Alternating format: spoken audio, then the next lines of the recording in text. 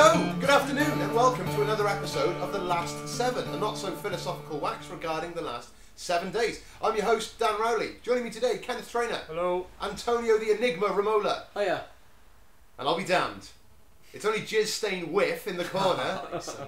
Justin Cliff, how's it going? Yeah, good, thanks, mate. Good to have you back.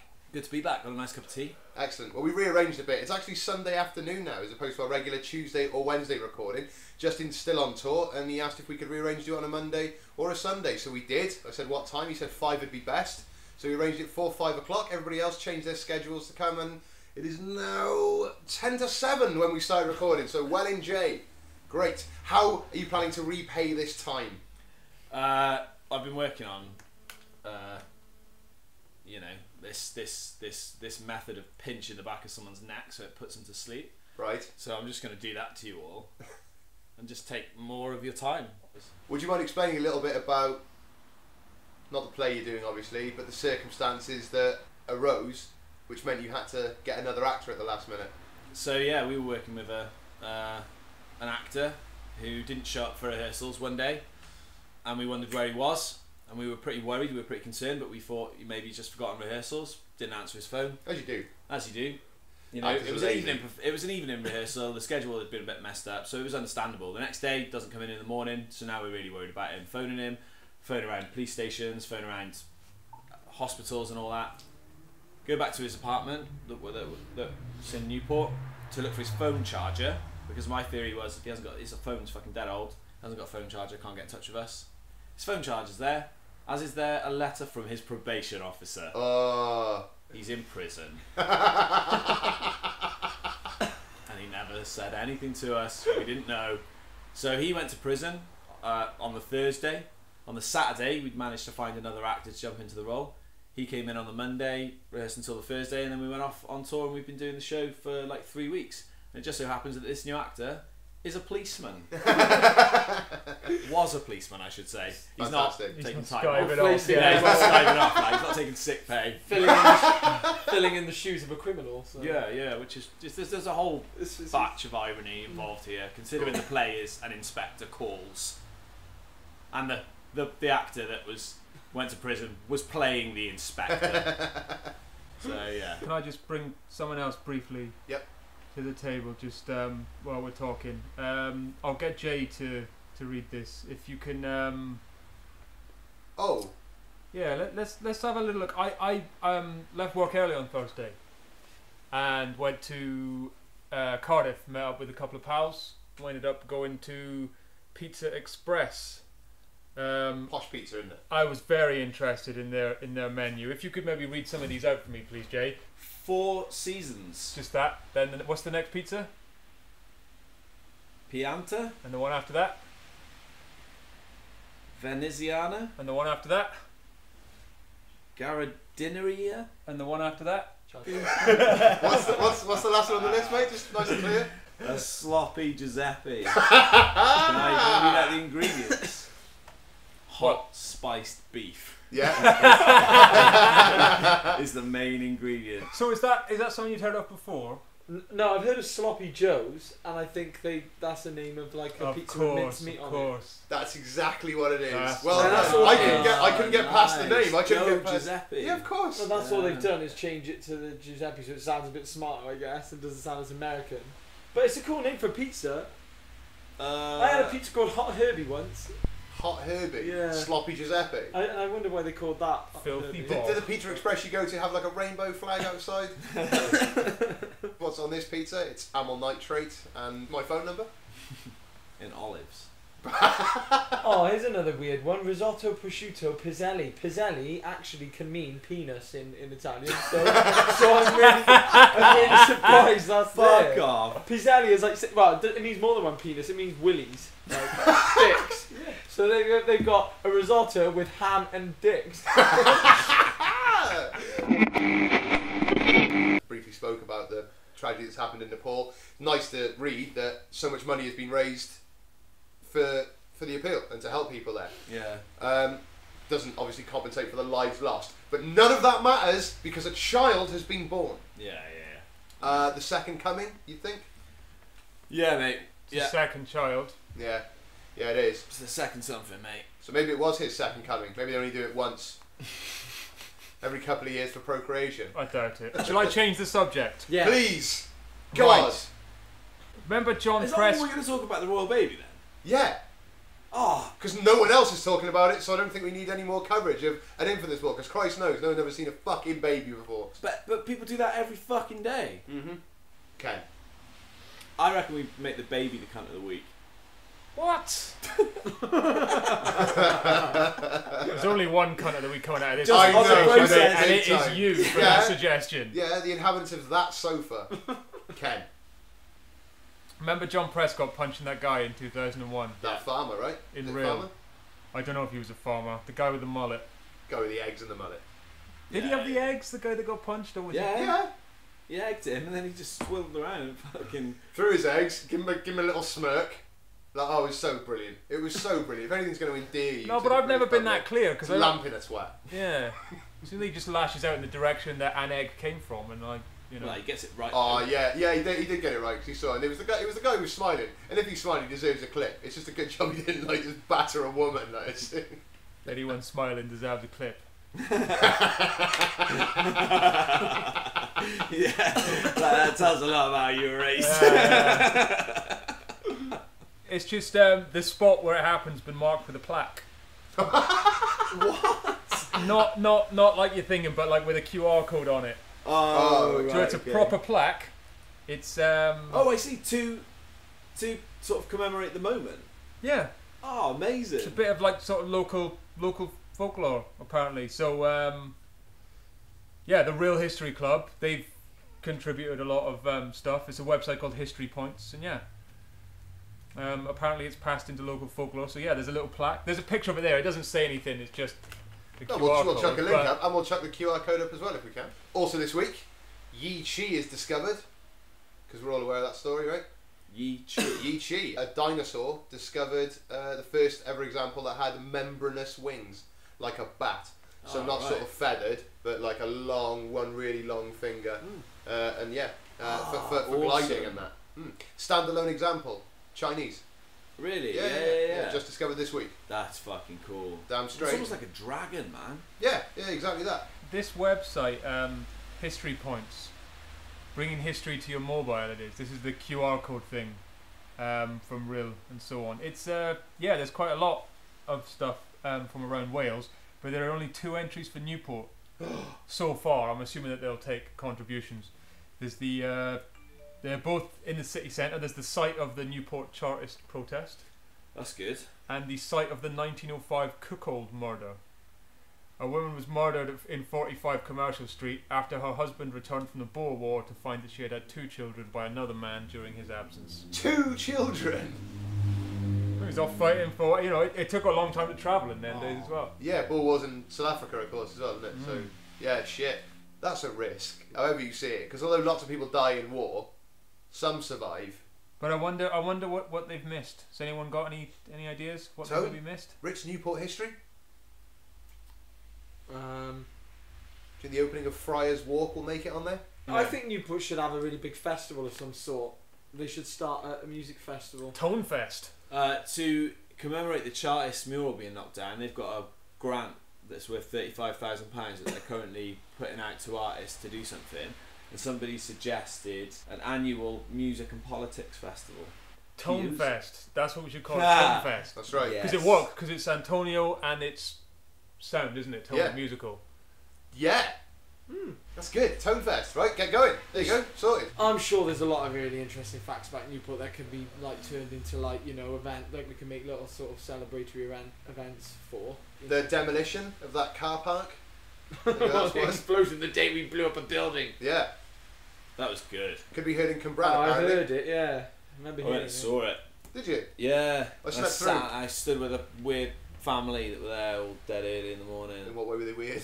Oh, they were just like an odd mixture of ages and An races. odd mixture of Mixture of ages. ages. Was there like a couple, like adult, like a sort of mum and dad Mum age, type thing, and then there was some younger, Yeah. yeah, They were Certainly just, younger than the... We'll call them the parents. Yeah, so but they were just sort of- really excitable. The children. All of them Okay. as a family, and the kid was like telling the dad stuff about demolition and stuff like that. The dad almost seemed like one of the kids, and the kid seemed like the dad. It was really weird. And then the building popped. Very strange. and then you feel it like a couple of seconds later. You feel the explosion, and then you see it happen because it goes on the inside, but it takes a while for the building to start folding in on itself. It doesn't just like fucking blow up. No. So it's like a boom, and then it starts moving. So it's fucking awesome. It's really good. Hear it, feel it, see it. It might be feel it, No, hear no. it, see it. It might be see it, hear it, feel it. I think you definitely, I think you definitely hear it first, surely. No, because sound travels slowest. That's why you when Oh, you yeah, see but mind you, that- fireworks is always the example. You are feeling sound, aren't you? You're feeling vibrations, which is what sound is made up of. Right. But then there are vibrations that are so low or so high that you can't hear them. So I guess you'd feel those before you heard them, because you wouldn't hear I've them. just got this image of you stood there and your hair just going back, like wafting back, and then like the sound boom. and then your eyes just getting really big and wide watching the it. face of go black down. soot and dust. Like, Boom! Woo! I had a really bad experience with a fireworks display. I went to youth club in the village where I grew up, Mega, and they were letting fireworks off in like the small patch of grass that they had. It was tiny, right? In the back, it was we were all fenced in as well. All these kids fenced in. Youth club. And you know what I'm trying to get at is the distance between us and the fireworks wasn't really like that. oh yeah, no, we get it. Yeah. We get that you're clutching the wall. Anyway, when the guy went to light it, which I think being might have been like the burned. vicar or something that like went to light the rockets. It was like one of those box things, you know, where it just lets off like about 50 fireworks. Oh, You just yeah. leave it and it just lets off 50 fireworks. But he lit this thing, and as the first firework went, the box tipped over, and they started firing towards us like group of kids, and we all started like legging it around this like small patch of grass in all different directions, like around this box. But every time the box, no one just go behind the box. every time the kids were screaming, we were all screaming and shit, and kids were like jumping behind these. There was like this little ditch like bit, and all these kids are going down to this ditch. But these fireworks, every time a firework went off, it moved the box slightly, so the fireworks kept changing direction. And the guy that had lit it was trying to get close to it to like pick it back up. These kids we were all going mental. This firework display will We were go ahead. People were trying. I remember people were trying to push their way through the like trying to get through the door to get back into the chapel. Okay, yeah, that's They were, same as the vicar they as were like well. pushing each other out of the way and into the walls to get through. That's amazing. Mental. You see this ring. I don't know what I'm thinking of here, but a ringed off small circle with a ditch, fireworks in the middle, and just children surrounding it. And a vicar that goes to light it. Some locum vicar. Is there anything more from the outside? Oh, Stephen won't be here on Guy Fawkes' evening, so if you could it's quite simple. The kids will come in from the youth club, light one of the boxes of fireworks that we've got here, and just leave it. It fires up. There's 40 or 50. No, it'll be absolutely fine. The children will love it, and just do that. Yeah, not a problem. That's absolutely fine. And now I'm seeing this vicar kicking children out of the way so we can get back in the chapel. Move, fucking hell. I remember the sound as well because some of the rockets were hitting like bits of the fence and just like ricocheting around. It's like ting ting ting. Oh, I remember the kids Your life screaming. experience is fucking That's when you were young. Fucking On an early hell. episode of this, we asked you about one of your best memories. It was where would you go back to if you could at one point in your life, and you remembered a mud fight. No, it was like mud mound, yeah. Yeah, like mud fight. mound. He knows it now. Yeah. Off the top of his head. I'm surprised I never. Yeah, I'm yeah. surprised I never ended up joining the army actually because I fucking love playing those mud Yeah, fights. because that's what they do. I still love feeling like I was, in a war, Yeah. sort of like hiding in like, No one's trying to discourage you from anything you want to do, but Justin's right. Mostly guns and that, I don't know. Yeah. It's more like the fireworks experience, I think, than the mud fight That's where I think experience. we're going, yeah, where I was running and screaming. Probably. Yeah. First, sustained my first mortar attack when I was 7 years old at a youth Yeah. club. No, but it You were happened. fenced in. But no, that wasn't the only experience with fireworks. So one time my dad was letting off fireworks, and his van was parked up by where he was letting them off. Straight up the exhaust. One just fired. It tipped over again, and fire went under the van. I'm beginning to think the common It went problem under is the you. van. Maybe it was the November the 5th before last, and it was a display in Scotland. There were two actually. One because the fireworks that had cost something like 10 grand all went off in 11 seconds, I think, because somebody had just pressed fire all or whatever the fuck they do it. And another one in Scotland where the final display, the final firework of the evening was a big cock and balls. Really? In the air, two big rockets that just went boom. Yeah, and then there was another one that shot up. Yeah, through another the one that centre. shot up through the centre. Yeah, no, it looked amazing. It looked brilliant, and that we'll definitely chuck a link up to. Excellent. I want to see that. My uncle Stuart told me about going up to Skye or somewhere, some highland, some middle of fucking nowhere, not for bonfire night, I think, but for New Year. And yeah, this guy there all day, like marking them out in the field for this display. And then when the time came, like a bit pissed and pitch black at night, you couldn't find them. And so he said, "There's a guy stumbling about in the dark, and every so often you go, oh, I found one." And then just back to searching again, or desperately hoping it would light up enough. That's how Scotland makes £10 of fireworks last for 11 hours.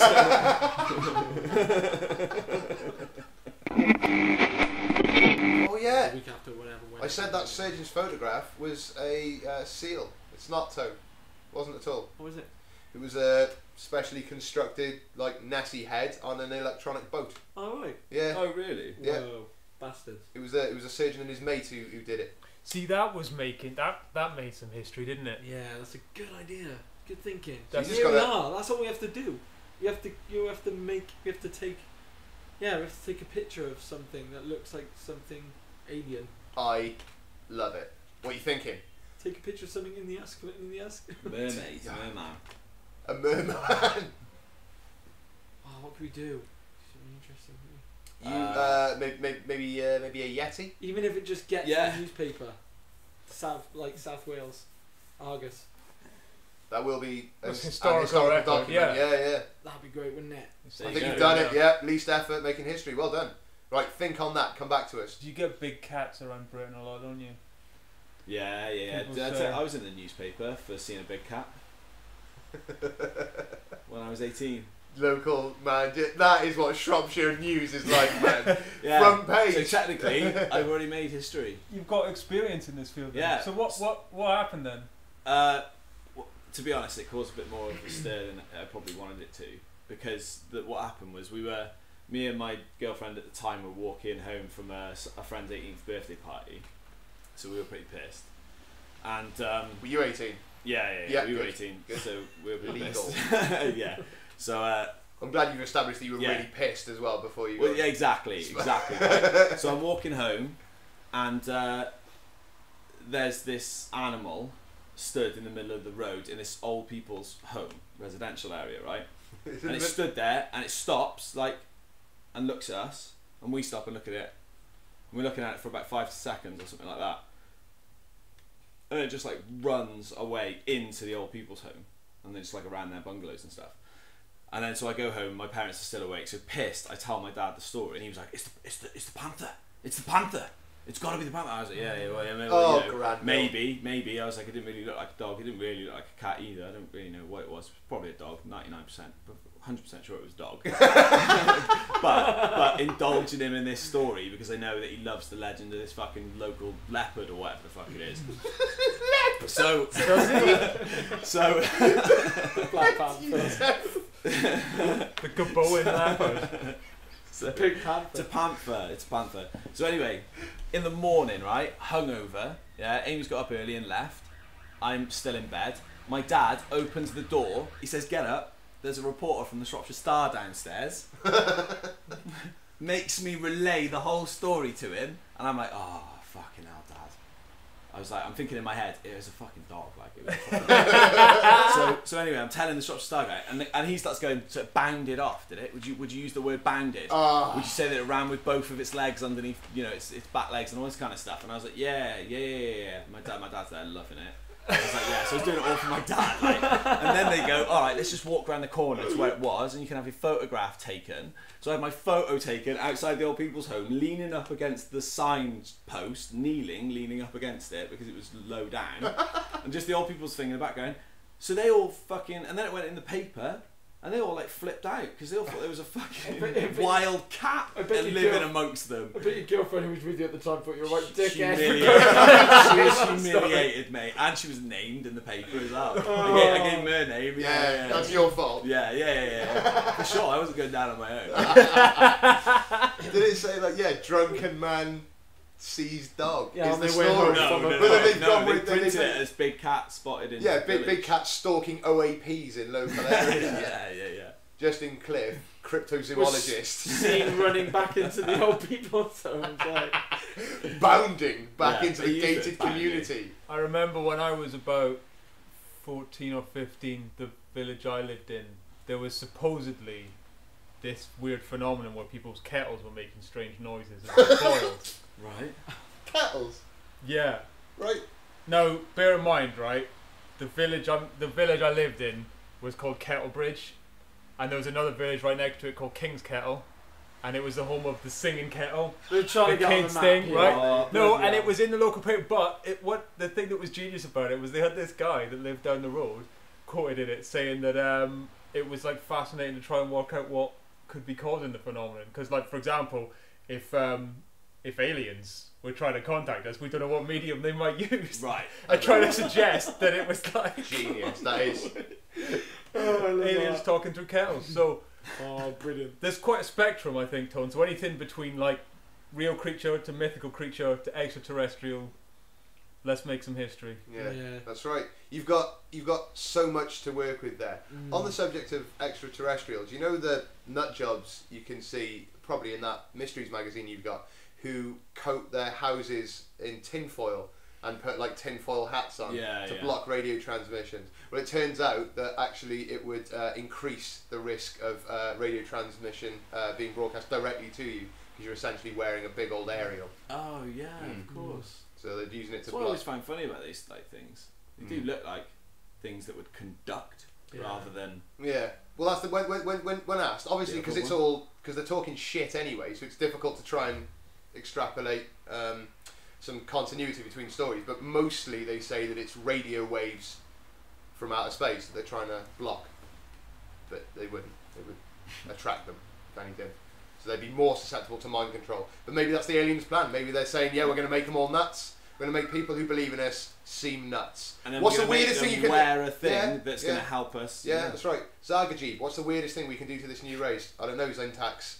Probably put stuff up their asses. What's that? It's my melon baller. Yeah, put that up an ass. Yeah, they'll make them sound crazy. Cover them in rum. I think it's exclusively Americans. I just want to point out. Well, it is pretty much. And then they stuck their fingers up my butt. Yeah. They did what? They sucked me up a tube from the ground. I was just sitting down there in the middle of the field just doing a little drinking. And they picked me up and then they got me on the table and it was cold and it was made of metal. And then they spread my legs apart and they put their fingers up my butt. They stuck a big device in my ass and they read my mind. It wasn't. This isn't one of those like it's a priest at the accident and emergency. I was just about to say that's the story that got tried out just one day in like Waco in Texas. There's a guy with some stuff stuck up his ass, and he was like, right, nobody's going to believe any of the ridiculous stories that I read in the paper of I was putting up curtains naked before a shower and fell, and 2 baked potatoes went up my ass. By that priest. Yeah, brilliant. So he just said. Yeah. Was that his actual story? Yep. Been shopping, brought stuff home, including potatoes that he, for some reason, like unwrapped or placed 2 on the counter. So went to get. He'd also bought some new curtains for the kitchen, or he saw that one of the curtains rings on his kitchen curtains had come loose. So he got naked because he was getting in the shower, and he thought, I'll do the curtains first, and then climbed up onto the kitchen counter, did it, but of course because the kitchen counter was a bit slippery and wet, and he fell back. and the 2 potatoes just went up his ass. Oh god! And the doctor, imagine holding your shit together. Imagine listening to it. We cut out all the sports stuff last time, Tone, talking about money and how it was wasted, apart from the football bit. But the richest fight in boxing, Manny Pacquiao versus Floyd Mayweather, happened this morning, as a matter of fact. 4:30 it kicked off. Watched it. Yeah. And there's a lot of people angry about it on the internet for no other reason than they expected a Rocky film. I can imagine. It was a boxing match between the 2 best boxers. Maybe boxing's become overrated now. You know? No, so the boxing's great. Dude, it's fights like never probably as the good as highest they wanted to. paying sporting profession. Yeah, there's that. There's It for one-off stuff. But Yeah, I heard that they get golf and like things. 80 million. Is it just for fighting, not even for Floyd? winning? Well, this is the richest fight. Apparently, they've rated over $1 billion, and Floyd Mayweather was given a check for $100 million in the dressing room before he went out and fought. Yeah, which was It's way about- So they get loads 80 for million just for Pacquiao, I being think. there and fighting, not even to win, do they? It's just That's something- right, And that's if you right. win, you get But there's a lot of reputation. Just to go put it in from. perspective, that one fight that he's had, he got paid more He money. doesn't need to fight again, mate. Well, no, but he got paid more money than David Beckham in his entire career. Yeah. Just a man making a In living. his entire career, for that In one fairness fight. as well, Tone, his nickname is Floyd Money Mayweather. He loves it. He loves the cash and he loves showing off cash. And he's a great boxer as well.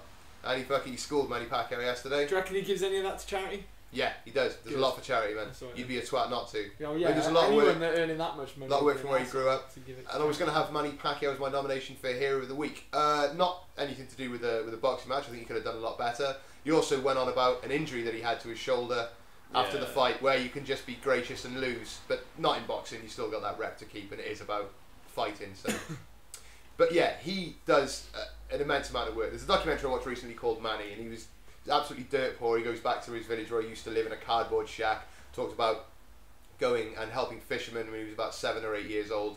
When he was really, really tiny, obviously they're fucking malnourished for the most part. So he could get a share of fish, sell half, take half back to his family, and then eat. And a lot in the film about him being ripped off by different promoters and different trainers. He was elected to Congress, the Philippines Congress, in 2009 or 2010, I think.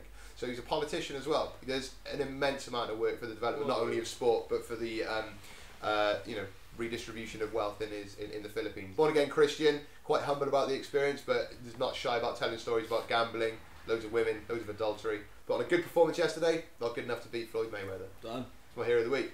Oh. Moving on swiftly to Cunt of the Week then. Got to go for Justin. He was late. He hasn't been here for a few weeks, but that was generally accepted. Wasted time then speaking to Jan downstairs. Yeah, we're pretty much 2 hours late. Anybody? You got a rebuttal? Royal baby. Royal baby. Yeah. Why? This precious miracle, as you described her earlier. Yeah, no, just for that alone. I know. Having to go have a baby. What sort of lowlife does that? Exactly. Yeah, you dug yourself a hole. I know you've been working. I know it's been tiresome, but does it really take that long just to search for somebody, or just pick somebody in general that you hate and give us some good reasons for that? You then. Yeah. Okay. Well, that's not going to happen. Fair point. No, it's Start a good. campaign. Nah, not at all. So yeah, Justin. So if you want to vote for Justin, Pat you were this as week's cunt cunt of the week. then That's email it. thelast7podcast@gmail.com or tweet at thelast7. Doesn't even know the email address. Address. I channeled my New Zealand alter ego. Oh yeah. Doesn't even need the address. What's his name? Jared Rowley. Oh. Yeah, he's an alter ego, but we're related. You make dens when you were a kid, Tone? In Mega? Yeah, we did a lot of them. Oh, it was They were good. never really that good, any of them. Oh man, we had a really never good one. had We had treat- we never we had had a ones with chimney treats. in one of them. We had a chimney and like a little fireplace and stuff. Yeah, made out of bricks. Oh, There right. was some building work going on. The married quarters on RAF St Athan were all being refurbished, and there was a lot of building material around. So obviously we stole a lot of it and made brilliant dens. It was like roof carcasses that had already been made and things like that. Sort of bits from sheds and Roof carcasses? brand spanking new. Well, it was like, you know, like the big sort of A-frames that you have. Yeah, on the side. Yeah. You just take one of those because it's already made and you can carry it easily, as opposed to loads of bits of wood, and then just smash it up and build your den out of that. Yeah. No, that's awesome. Why would you smash it up? Why not use it? No, saw it up and, you know. No, the shape they're, of it, they're huge. So you like, used to steal these huge things and Yeah. cut them up. Yeah. Fuck me. The best den we ever had, I think it was a ditch in the ground. It was by the mounds. No, by the mud mounds. It was when we had all the mud mounds there before they built all the houses. It was about 5 foot deep. Let's get this out of the way. 5 foot deep. What are you on about? Why is it so funny? You don't remember the last one we did either, where you fucking your survival technique for the apocalypse. It was a fucking ditch in the ground. It was amazing. We had the best den. It was a ditch in the ground. Yeah, no, it wasn't just a ditch in the ground. We found this massive freaking perfectly rectangular ditch. Yeah, about 6 foot deep. It was about 5 foot deep. Yeah. Richard JCB had obviously done ready to put in something this down there. graveyard. So we put a load of sheets down there boards, like wooden boards. Then we made walls around it, like plastic sheets, like bits of shit that we could grab from whatever. And then we put a roof over it, like a tin roof over it. And then we had a little ladder in that, going down into it, and it was fucking amazing. And it became a base for when we had mud fights then. And there was and then the other team, the other team would have to find a base, and then we just it became not only the den but the base for whenever all the kids got together to have mud fights. So you had to get to their base. Oh, God. You had to get to their base. You had to get to their base, and you just fucking had to get shitloads of piles of mud on it. And if you got shitloads of mud on it, more than mud than on the other one, you'd win because you hit their base with the most mud. Who judges it? The rules are you weren't allowed to move any mud off the top of the den if off the top of the base. Once you chucked it, you had to leave it there, and then at the end you just sort of see who had the most mud. What's the base made out of? Huh? What's the base made out Well, it's of? mud, isn't it? It's all... No, but I mean, you gotta hit the roof. You gotta hit whatever. Cause you had to, on ours, you had to get it on the actual roof, which was made of sheets of metal and stuff. I don't know where we got them from. I know what you mean. And they built shitloads of houses all over it, so our fun stopped there. What colour was it? That's what was happening That's while what you were took there. skateboarding. You've told all of the way you told the story to begin with was that some builders had dug a hole and left a hole for you. Well, yeah, well that's what we were because the hole was perfect. No. I mean, ditch when was you perfectly, first told the rectangular, the mud fight story, you were like, "This ground was all shitty and muddy." Like the builders had done it for you. Yeah. I think you were on a building site, mate. Yeah, we're on the left by JCBs and shit. Because you ended the story with, yeah, they fucked it then because they built a load of houses on it. Yeah, well it was like that, just left for ages. Talking about historical mud battles, want to talk about some more history? Yes. Let's head the fuck back then.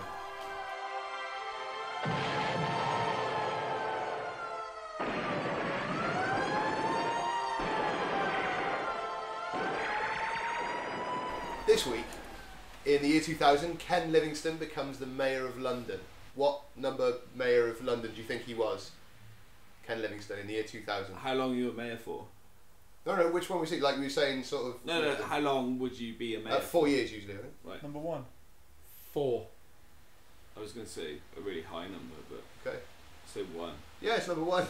Oh, right. Yeah. So that, once and for all, bollocks is the Dick Whittington story. This week in 1977, the first of the Frost-Nixon interviews is broadcast. Cool. Do you want to enlighten us? I have no idea what you just said. Do you know the President Richard Nixon? Yes.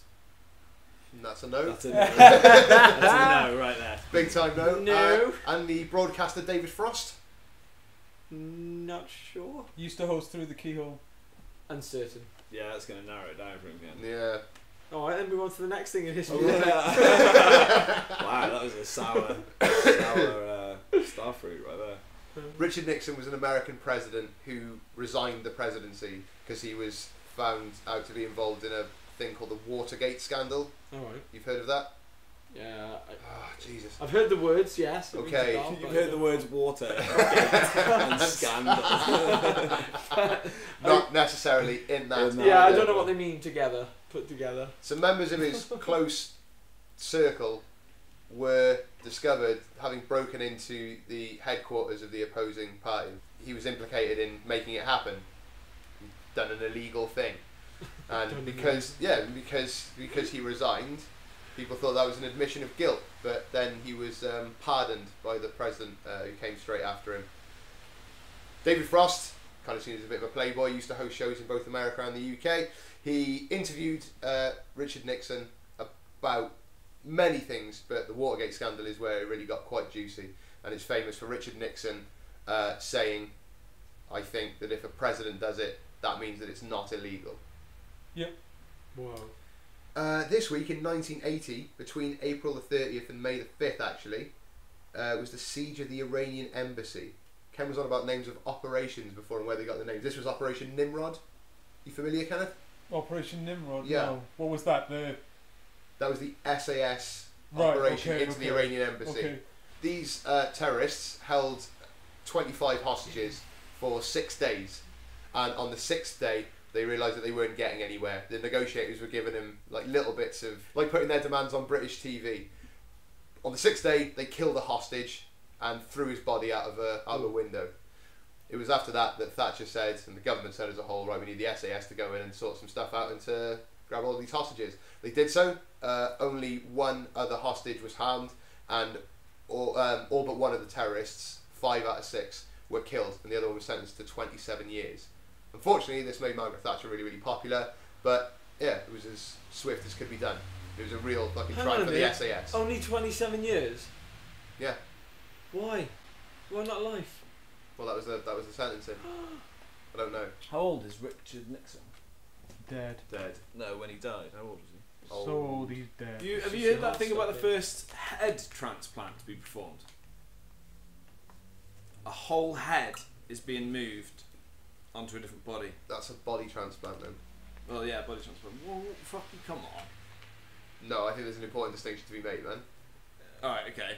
So they're taking a guy's head, I don't his believe brain, this. and mate, believe it, and the bottom of his spinal cord. Not the middle or the top. No.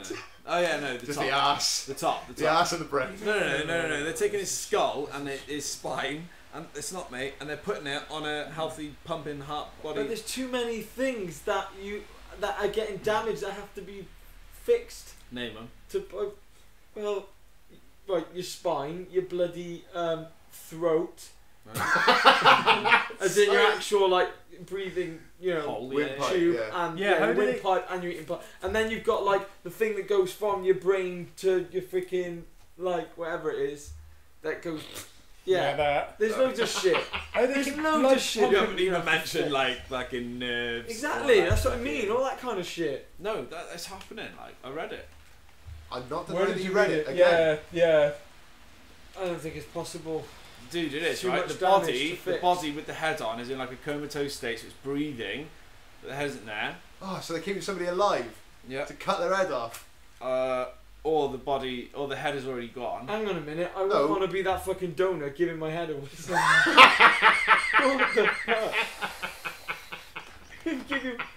Or even if you're giving your body away, I wouldn't want to be the Yeah, I fucking think donor. it's got to be that way. Yeah, I That's wouldn't want to be. the I wouldn't want to be the one that's No, giving hang away on, their why would body, you give like- away your body? What, I'll live the rest of my life without a body and just my fucking head. Just stick me on a robot, I'm happy. I'm willing to give my body. And then you have to wait until they go, well, it's amazingly generous that you're doing this, and to give your life so that somebody else can live. My what? To give your life so that somebody else can live a full life. So yeah, the anaesthetic will take effect soon. What do you mean, my life? Well, we're going to remove your head, and then put me on a row. That's your last word, so mate. tragic. I just don't believe it anyway, whatever. Yeah, me neither. Bullshit. I'm calling bullshit. Well, Ken's maybe gonna get on that one, and we'll. There's an Italian surgeon, an Italian doctor, claiming that he could do it, Oh right. and he's identified his first guy, but he's like saying, "Oh, That guy with no head by that. Whose body would you have? Yeah, but hang on a if it minute. was Would they ours? put an adult body? Would they put an adult body on a kid's head, or like to save a kid, or vice versa? No. Monkey's body. They'd put like a human head on it. Like, that'd be fine. Yeah, it merges into one we've done before with the animals, but yeah, Jay asked you, whose body would you have Have us three here. Or just generally, celebrities will extend it. I'd have Oprah Winfrey's from the neck down. Really? Yeah. Why? Why not? You'd be famous. Yeah, exactly. No, I'd choose someone that's really good at martial arts, like You don't know you martial don't arts. You don't know martial arts. No, but I mean, they'd have a good body for it, so I could then start learning it. But I'd have all the muscles required, all the health needed in all my. Yeah, okay. I'd have all the strength in my arms and legs and hips to be able to do flips and all that sort of shit. Yeah, but you wouldn't know how to do No, you'd them. have to- But I'd look good doing them. No, you wouldn't. We've seen No, what you Jackie wouldn't. Chan looks like doing it. Yeah. So you're Jackie Chan. A really fan, important- is that Yeah, Jackie Chan's body. Well, Because I know Bruce Lee's dead. Like- and I can't Jin Lee, what's his other name? Jing Lee, that other guy. Jet Li. Jet Li, that's it. Yeah. Jing Lee, fucking hell. Jet Li, yeah, he's good. Actually, I'd have him. He's got a good body. They're both, you know. Yeah, Jet Older Li's, bodies Jet Li's than I awesome, have. though. Jet Li's better than Jackie Chan. And this week in 1535, Jesus, are we still there? we are. Speaking of Jesus, William Tyndale, not Jesus, is strangled at the stake for heresy because he dared to translate the Bible into English. There were also contemporaries who dared to own a Bible in English after him who were also killed. But he was Strangled at the stake. supposed to be, but yes, and then his body was burned afterwards. I was gonna. My question was gonna be, what's the point in having the stake if you're just gonna Yeah, strangulate? yeah. But now I see. Yeah, well, I suppose you're tied to the stake as well, so you To can't dispose of the move body, from I the guess. strangulation. So what? Surely. Oh, imagine being strangled to death.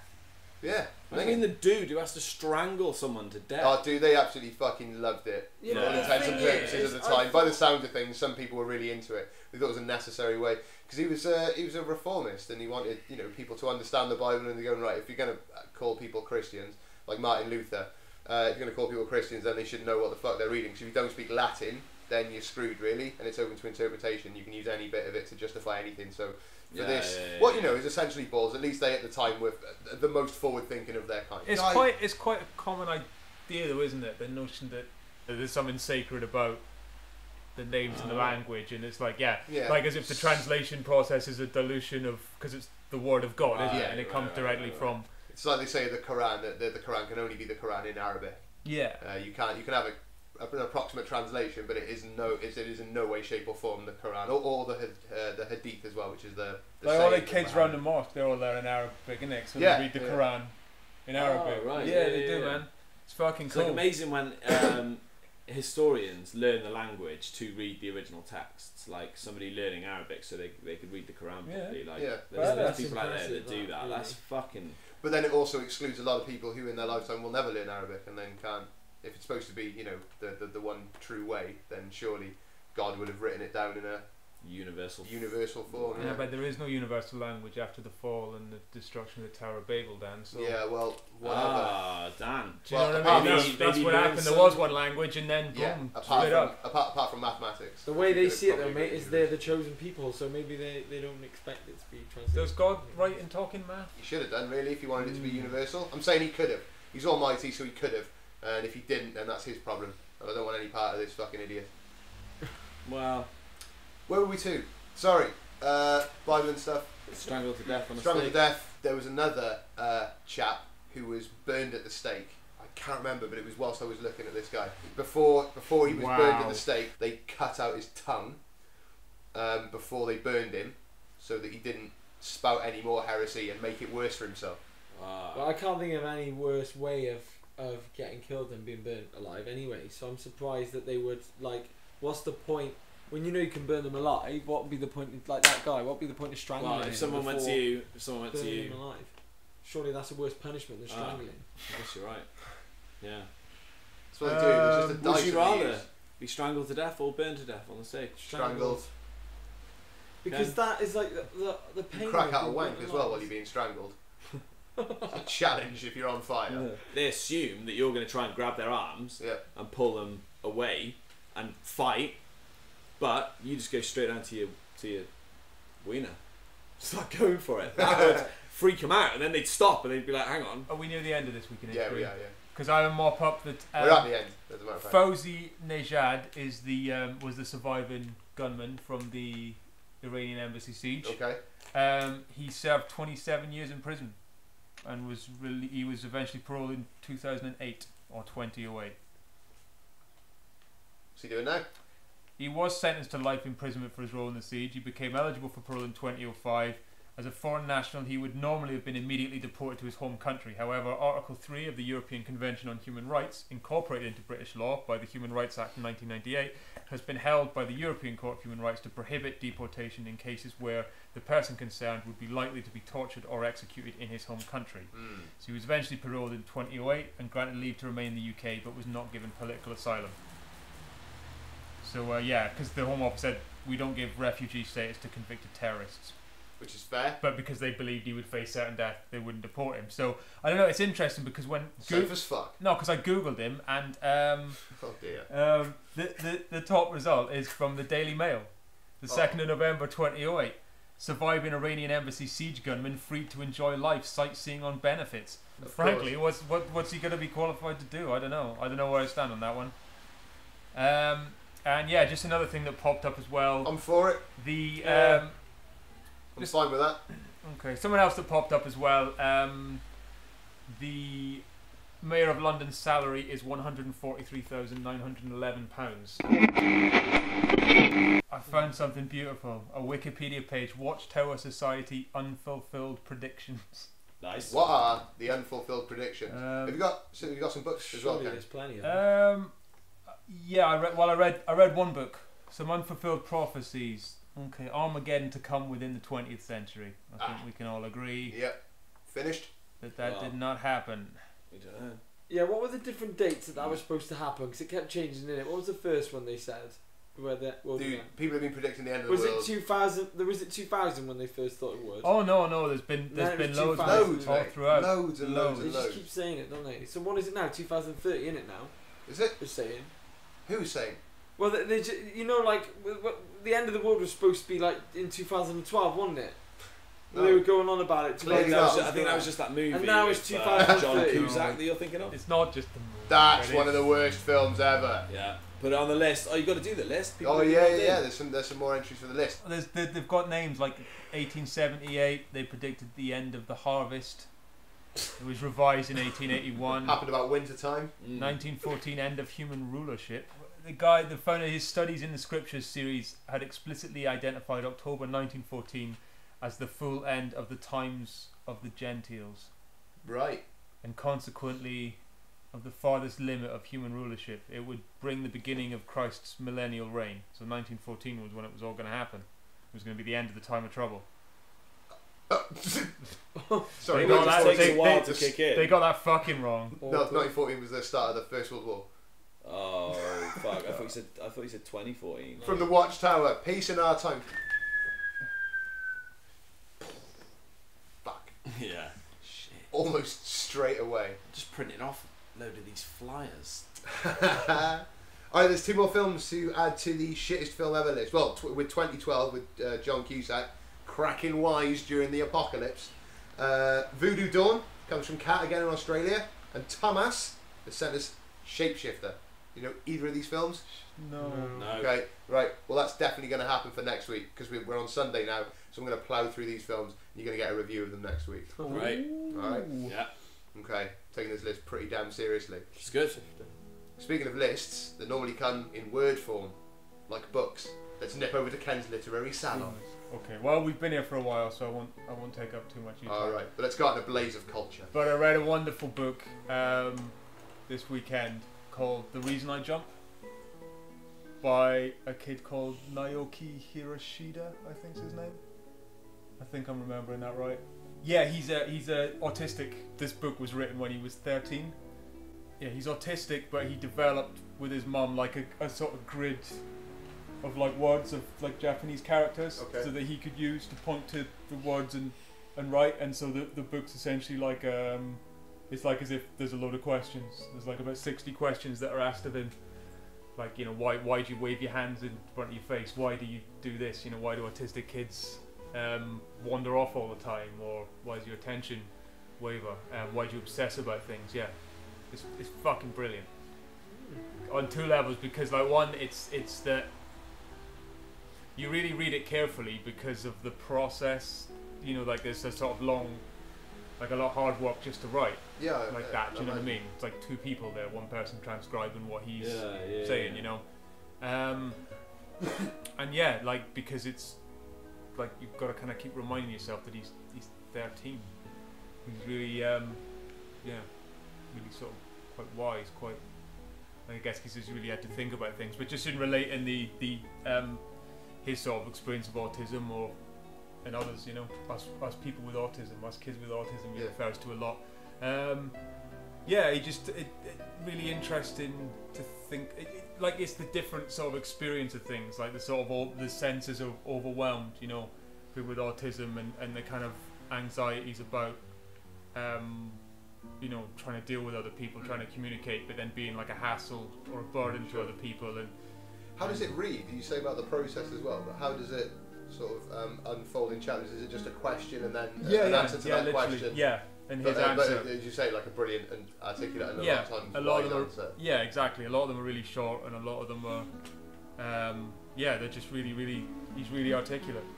He's fucking brilliant. I recommend it to anyone. Anything particular? Well, the thing that was particularly interesting to me was the way that he talked about them experiencing time, which is not that like their memories they don't, or he certainly doesn't, and he puts it that a lot of autistic people don't.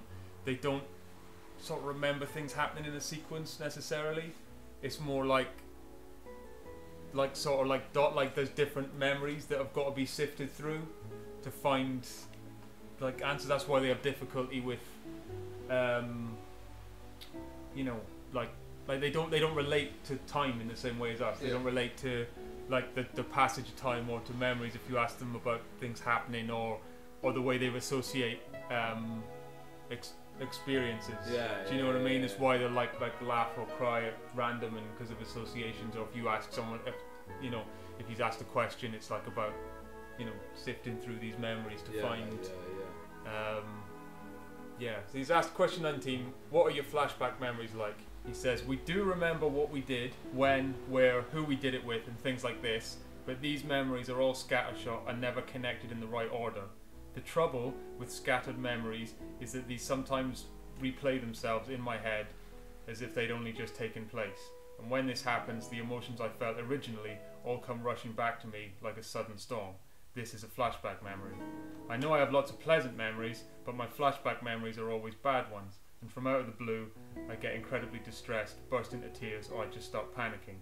Never mind that it's a memory from ages ago, the same helpless feeling I had then overflows and floods out, and it just won't stop. So when this happens, just let us have a good cry, and then we can get back onto our feet. Maybe the racket we make will get on your nerves a bit, but please try to understand what we're going through and stay with us. Whoa. A lot of books, a lot of it's like that. Oh, that's awesome. I can't wait to give that a read, man. Yeah, it's you love it, mate. It's got one of his short stories at the back, and you know the novelist David Mitchell. Yes, yeah. The guy that wrote Cloud Atlas, I guess, is his most famous book. It's got an introduction by him, but it's translated by K.A. Yoshida and David Mitchell. They're a married couple, and one of their kids is autistic. Oh, right. Has autism. So it's like, the book published in Japanese, and his wife had read it and had made like a sort of rough translation because they were like, he was reading it and they gave it to other people involved in their son's care, and then gradually discovered that there was a I don't know, like an interest in this book. People had heard of it, but there wasn't an English translation available, and so they did the proper, professional translation of it. Yeah, it's weird because you do remember your distress and experiences most vividly because they're teaching your body how to react to that trauma when it happens again. Yeah. A lot of people think that that's what when people say their life flashes before their eyes when they're in sort of real danger, drowning at the time. You go through a catalogue of where you might have experienced that before and how you got out of it and got to this point. Yeah. Do you reckon like when you're having when you life's flashing before your eyes, that kind of thing? Do you reckon you'd all of a sudden remember things you've never remembered for the rest of your life just because you're just going through That's what we were saying. We don't think it's like an actual movie. You don't like when you drown. They don't. No. What I mean is it? Are you having memories that you had many times before in your life, like memories of this thing that keep coming Yeah, or you get memories that you haven't thought of for ages just going to pop up. Do you know what I mean? Is it going to be things that you completely forgot about until that moment? It's not a memory then, is it? Well, I don't know. That's what I'm saying. Well, no, it depends. It's how I does don't know. memory, how does I'd say memory no. work? Do you reckon there's a number of memories that we constantly go through our heads our whole life that we'll remember, like some of, like the ones we've just spoken of now, but then ones that will The older you get, the more that are you there, have them, they're you there, forget. but you've never remembered them. And maybe one day when you're 60, they might. What do you pop mean? up. Do you Yeah, basically yeah. remember Yeah. everything, but you only revisit, and Yeah. the act of remembering in a sense? Yeah. Like, is there a repository? Yeah, but that is what remembering is, isn't it? You're not remembering the experience. You You're don't remembering the last time you remembered it. You don't remember everything, do you? If only the second one, only the memory after the event is ever truly you remembering the event, and apparently every time you re-remember, you're just remembering the last time you remembered it. That's why the details become more vague and vivid. It'd be like, I love that. So by that, it must be impossible then that you can't have a memory that. I don't know. I think you could have like a very long, distant memory that suddenly comes back. Like smells do it for me. If I go somewhere and there's a smell, I'm like, holy Yeah, shit! I that's remember true. being on my mate's Yeah. floor I in the think kitchen. it's the most, like, the most do that. evocative sense. Yeah, like, yeah, it's things. fucking amazing. Yeah, smell really does it for me. That's why Yeah, aromatherapy I really remember is- stuff. It's not Yeah. not real, like, but Well, it works to some extent, doesn't it? From what you're suggesting. yeah. Well, nice smells are nice. Yeah, nice smells are nice, and smells make you remember. That's Yeah, the therapeutic value of that, isn't Yeah. it? Necessarily. It's good. Like the human touch with any sort of fucking reflexology and stuff. I'd like to thank my co-participants this week: Kenneth Trainer, Thank you, Dan. Justin Cliff, Thanks, Dan. and Antonio Romola. Cheers, mate. Remember to get in touch with us. Email us thelast7podcast@gmail.com or follow us on Twitter @thelast7. Again, only one of them done this time. That's okay. Can I just say Sure, something yeah, briefly? of course. It's Naoki Higashida. Oh right, I got okay, his name wrong. no problem. That's fine. And on that apology, what I'd like to I don't finish think on. anyone would notice, Ken. It was important to me. No, it's No, good. And I it's didn't want it- important, mate, because if anyone wants to find out about the book, Yeah, they're surely going to write in. The Reason I Jump by Naoki Higashida. If we got a website, I could put the list of them up. Yeah, we're getting there. they got really We just cool chill the names. fuck Them out. Japs, We're getting haven't there, we're just moving 44 episodes at a time. 50 I was thinking of maybe. Yeah, yeah. It was 10 at the beginning, I remember that. Yeah. Yeah, get us on iTunes, no problem. Yeah, I'll wait for 50. Literally but the funny takes part not is, like- even, not even half a day. Yeah, but the funny part is he spends hours on the edit every single week, like loads of Yeah. your time, isn't it? Yeah.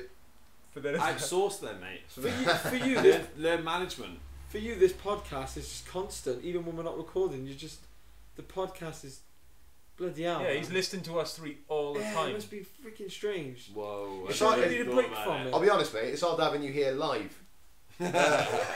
Because the interaction that we have is normally one way. Is there any message you want to leave for Dan for, say, Wednesday night at 10 o'clock when he's editing? I'll be at a quiz. A little Yeah, message? probably something like, stay strong, mate. Maybe stop, have a bit of a break, have a cuppa. This is right at the end now that you're recording this. So cheers. Yeah. I'll do that. What I'd like to finish on is Stand By Me by Ben E. King, who died a couple of days ago. Oh, yeah. Did he? Yeah, he did. Yeah. Oh, nice. So yeah, gonna sign up for that.